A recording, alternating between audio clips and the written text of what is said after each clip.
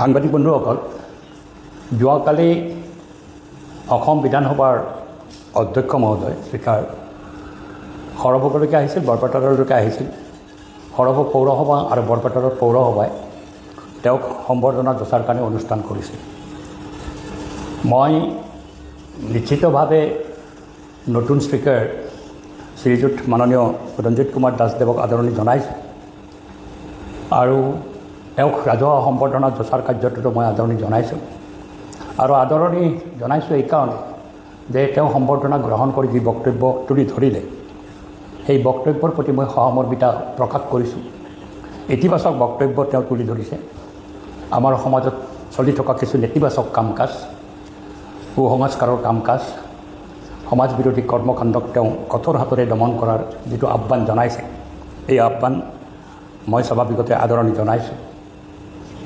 আৰু যদি সঁচা সঁচিকৈ তেওঁৰ আহ্বান মৰ্মে আমাৰ সৰভোগত অঞ্চলত চলি থকা জুৱা, বেকিনৈৰ ওপৰত চলি থকা লুণ্ঠন, যাক মই এছেম্বলিৰ মজিয়াত বলাৎকাৰ বুলি কৈছিলোঁ, তেওঁ বলাৎকাৰ শব্দটো এছেম্বলিত বিৰোধিতাও কৰিছিল। কিন্তু মই কৈছিলোঁ আৰু এতিয়াও মই সেইটো ষ্টেণ্ডত আছোঁ যে কোৱেৰীৰ নামত, শিলবালি খননৰ নামত ৰাজ্যিক চৰকাৰৰ ৰাজহ হানি কৰি পেলাই যিধৰণে লুণ্ঠন চলোৱা হয়, বিনা চালানি মাল টানা হয়, অভাৰলোড মাল টানা হয় আৰু তাৰ জৰিয়তে এটা অৰাজক অৱস্থা সমগ্ৰ অঞ্চলটোত সৃষ্টি কৰিছে। এই কথা তেওঁ তাৰ বিৰোধিতা কৰি পেলাই এইবিলাক বন্ধ কৰাৰ আহ্বান জনাইছে। বগৰীগুৰিৰ যোৱাৰ কথাটো স্পেচিফিক কৈছে, উত্তৰ গণকাৰীত যোৱাৰ কথাও কৈছে। যোৱা সম্পৰ্কতো মই বিগত 5টা বছৰ মই বিধায়ক আছিলোঁ সৰভোগৰ। মই বিধায়ক ৰূপে ইয়াৰ বিৰুদ্ধে মই যুঁজ কৰা নাই, এনে কথা কোনেও ক'ব নোৱাৰে। কাৰণ এছেম্বলিৰ মজিয়াটো মই এণ্ডিং লটাৰীৰ কথা, বিশেষতঃ বৰপেটা ৰোডত কেন্দ্ৰ কৰি পেলাই সমগ্ৰ নামনি অসমত কেনেধৰণে এণ্ডিং লটাৰী চলে, এই কথা মই বাৰে বাৰে তুলি ধৰিছিলোঁ। কিছু কিছু পৰিমাণে এইবিলাকক নিয়ন্ত্ৰণ কৰা গৈছিল, কিন্তু সমূলঞ্চে ইয়াক নিয়ন্ত্ৰণ কৰি পেলাই আমাৰ সমাজৰ পৰা আঁতৰ কৰাৰ কাণ্ড কাৰখানাটো আমি কৰিব পৰা নাছিলোঁ। সেই সময়ত এতিয়াৰ স্পীকাৰ মহোদয় অসম চৰকাৰৰ কেবিনেট মন্ত্ৰী আছিল। তেওঁ এই কথা জানিছিল মই যেতিয়া এছেম্বলিত বিষয়বিলাক উত্থাপন কৰিছিল, কিন্তু মন্ত্ৰীৰূপে বা চৰকাৰখনে এইবিলাক সমস্যা আঁতৰ কৰাৰ ক্ষেত্ৰত কোনো ইতিবাচক পদক্ষেপ গ্ৰহণ নকৰিলে। মই আশ্চৰ্যজনকভাৱে এটা কথা আজি স্পীকাৰ মহোদয়ে কৈছে, সকিয়নি দিছে, কঠোৰ সকিয়নি দিছে। এই মই স্পষ্ট কৰিব বিচাৰিছোঁ। সৰভোগত যি যোৱা চলে, ডাইচ চলিছে, যোৱা বছৰ যেনেকৈ ডাইচ চলিছে, এই আমাৰ ৰায়পুৰতে হওক, বালাভিটাতে হওক, বেকীৰ পাৰতে হওক বা বগৰীগুৰিতে উল্লেখ কৰিছে, বগৰীগুৰিত বিভিন্ন স্থানত যি যোৱা চলিছে, এই যোৱা কেনেকৈ চলিব পাৰিলে? মই যোৱাবাৰো ইয়াৰ তীব্ৰ বিৰোধিতা কৰি মোৰ বক্তব্য তুলি ধৰিছিলোঁ।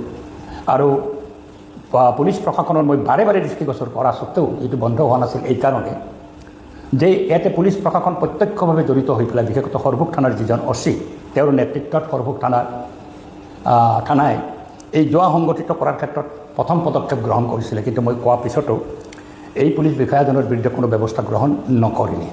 এইবাৰ বগৰীগুৰিৰ যোৱাৰ কথা তেওঁ উল্লেখ কৰিছে। মই স্পষ্ট কৰিব বিচাৰিছোঁ, স্পীকাৰ মহোদয়ৰ মই দৃষ্টিগোচৰ কৰিব বিচাৰিছোঁ। তেওঁ জানে কথাটো, তথাপি মই স্পেচিফিকেলি দৃষ্টিগোচৰ কৰিব বিচাৰিছোঁ। সৰভোগ থানাৰ অচি বগৰীগুৰিৰ এজন কুখ্যাত ব্যক্তি, যাৰ ভায়েকে ড্ৰাগ পেডলিং কৰি মৰিগাঁৱৰ পৰা ড্ৰাগ আনতে ধৰা পৰি পেলাই জেলত আছিল।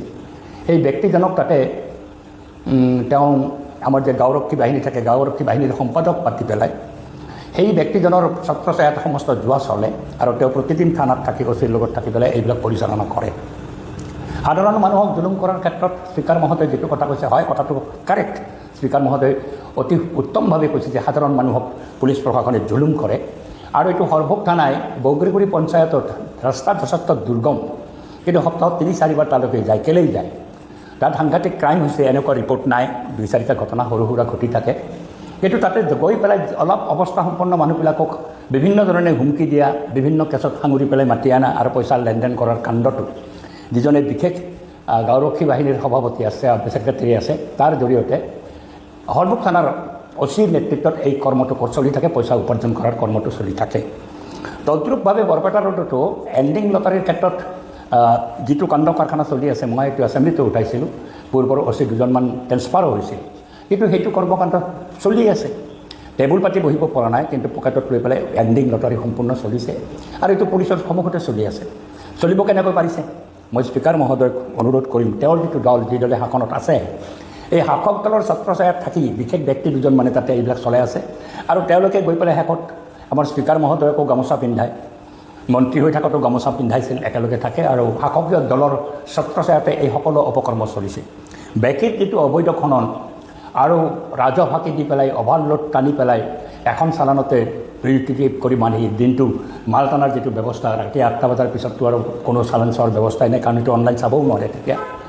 যেতিয়া 8টাৰ পিছতহে যেতিয়া এই ডাম্পাৰবিলাক চলে, তাত কোনে লুণ্ঠনটো কৰি আছে? যিসকলে লুণ্ঠন কৰি আছে তেওঁলোকে শাসক দলৰ ছত্ৰছায়াতে এই সকলো অপকৰ্ম কৰি আছে। মই নিশ্চিতভাৱে আনন্দিত হ'ম, খুবেই ভাল পাম যে স্পীকাৰ মহোদয় যেনেধৰণে কৈছে তেনেধৰণে যদি ব্যৱস্থা গ্ৰহণ কৰে, শাসক দলৰ ছত্ৰছায়াত থাকি যিসকলে বেকীৰ ওপৰত লুণ্ঠন চলাইছে, যিসকলে জুৱা সংগঠিত কৰিছে, যিসকলে সকলো অশুভ ধৰণৰ কাম কাজ চুলাই মদৰ দোকান চলোৱাৰ পৰা মদৰ দোকান চলোৱালৈকে যিবিলাক কাম কাজ কৰি আছে, এইবিলাক সকলোৱে মোটামুটি বেছিভাগে শাসক দলৰ ছত্ৰছায়াত তেওঁলোকে শাসক দলৰ মানুহ হিচাপে কামবিলাক চলাই আছে পুলিচ প্ৰশাসনৰ সহযোগত। এই ব্যৱস্থা তেওঁ ল'বনে নাই? যদি ব্যৱস্থা ল'ব পাৰে মই নিশ্চিতভাৱে তেওঁক ধন্যবাদ যাচিম। আৰু যদি কোৱাৰ কাৰণে কৈছে ব্যৱস্থা গ্ৰহণ নকৰে, সৰভোগ থানাৰ অচি, বৰপেটা থানাৰ অচিৰ বিৰুদ্ধে যদি কোনো ব্যৱস্থা নহয়, তেতিয়াহ'লে এইবিলাক কথা কোৱাৰ কোনো মানে নাথাকে। কোৱা হৈছে, মানুহ বুলিছে, হাততালি দিছে, কোৱাতে ময়ো ভাল পাইছোঁ, কাৰণ মই যুঁজি আছোঁ, বিগত দিনত মই যুঁজি আছোঁ। তেওঁ এটা কথা কৈছে যে তেওঁ ইয়াৰে বিধায়ক নাছিল কাৰণে যেন একো কৰিব পৰা নাই, কিন্তু বিধায়ক থকাৰ প্ৰশ্ন নাই। বিধায়কে যদি নুযুঁজিলেহেঁতেন, বিধায়কে যদি প্ৰশ্ৰয় দিলেহেঁতেন, তেওঁ অভিযোগটো আনিব পাৰে। কিন্তু চৰকাৰ তেওঁ মন্ত্ৰী আছিলে, কেবিনেট মন্ত্ৰী আছিল, আৰু তেওঁ পূৰ্বতে এইটো সমষ্টিৰ পৰা দুবাৰ প্ৰতিনিধিত্ব কৰিছিল। তেওঁৰ এটা নিশ্চিত দায়িত্ব আছিল মন্ত্ৰী হিচাপে, কিন্তু মন্ত্ৰী হিচাপে তেওঁ সেই দায়িত্ব পালন নকৰিলে। তেওঁৰ দলৰ ছত্ৰছায়াতে এই লুণ্ঠন কাৰ্যটো সৰভোগত চলিছিল। আজি তেওঁ স্পীকাৰ হৈছে, বিধানসভাৰ মাননীয় অধ্যক্ষ হৈছে, আৰু অধ্যক্ষ হিচাপে আহি পেলাই যিটো সামাজিক সমস্যা সম্পৰ্কত তেওঁ কথা কৈছে, মই আদৰণি জনাইছোঁ।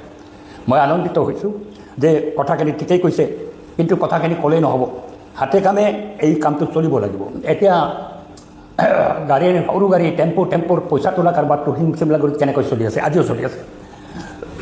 যোৱাকালি স্পষ্টভাৱে পুলিচক সকিয়নি দিয়াৰ পিছত চিমলাগুৰিত সেই কাৰ্য চলি আছে। এতিয়া কৰিৰ ওপৰত সেই লুণ্ঠনটো আজিও চলি আছে। এতিয়া যোৱাৰ বতৰ নহয়, কাৰণ এতিয়া বাৰিষা, কিন্তু বিভিন্ন ঘৰত জোৱাৰীসকলে জোৱা খেলি আছে, এণ্ডিং চলি আছে। IPLৰ জোৱাও চলি আছে, সমানে চলি আছে। ইয়াতে পুলিচ প্ৰশাসনক আমি সক্ৰিয় হৈ থকা দেখা নাই। সৰভোগ আৰু বৰপেটাৰ বিশেষত সৰভোগ থানাৰ ভাৰপ্ৰাপ্ত বিষয়াজনৰ নেতৃত্বত এই ধৰণৰ সকলো অপকৰ্ম চলি আছে। তাৎক্ষণিকভাৱে ব্যৱস্থা গ্ৰহণ কৰাৰ কাৰণে মই দাবী উত্থাপন কৰিছোঁ, আৰু স্পীকাৰ মহোদয়ৰ বক্তব্যক মই আদৰণি জনাই তাৰ যাতে তাৎক্ষণিক একশ্যন হয়, পুলিচ থানাখন যাতে জনসাধাৰণৰ থানা হয়, তাত মানুহ মাতি আনি পেলাই পইচা আদায় কৰা, কোনোবাই কেছত পৰিব তাৰ ভাই ভতিজাসকলকে ধৰি আনি পেলাই পইচা আদায় কৰা আৰু ৰাতি এৰি দিয়া, এই কাণ্ড যাতে বন্ধ হয়। এটা পইচা উপাৰ্জনৰ এটা ব্যৱস্থা যিটো চলি আছে থানা, এই ব্যৱস্থাটো বন্ধ হ'ব লাগে।